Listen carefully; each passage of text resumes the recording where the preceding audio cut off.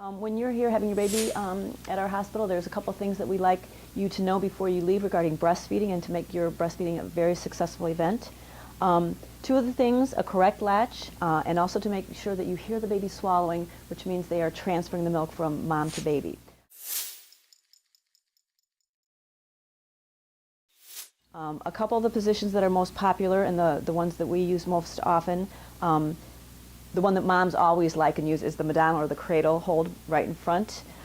You're feeding on the left side, so you're holding baby with the left arm, and then mom would hold her breast with that right hand, stroking the baby's lips, waiting for that baby to root and open real wide. That's a reflex you have to wait for the baby to achieve, and then you just bring them in closely. Another position that's similar to the cradle is called the cross-cradle. That's where mom would take the other hand to hold the baby, but then she would hold her breast with this hand. This works well with the mom with a larger breast. The exposure is better, and she can see when the baby's rooting to bring them in nice and quickly. Another position that we like to use, and I prefer to use this one the first 2 to 3 days because the babies are very sleepy. It's called a football hold. It's on the side, and basically it's like you're holding your baby like a football on the side. Same thing, mom would hold the baby with the hand, the side that she's feeding on, and with the other hand she would hold her breast. Same thing, stroking the baby's lips until the baby roots widely, and then you bring the baby in quickly. Another little position similar to this is called, it's a semi-sitting football, and I'll use this really mostly the first couple days when babies are sleepy, because you have them sitting like this and they're right in front of the breast. It imprints with them that, oh, this is that position for sitting, we use this for feeding, so then they focus a little bit and they stay more alert to feed.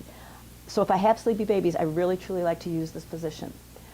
Third position that's popular that we see that some moms like to use, it's a little bit harder to do unless you've been demonstrated or have practiced it.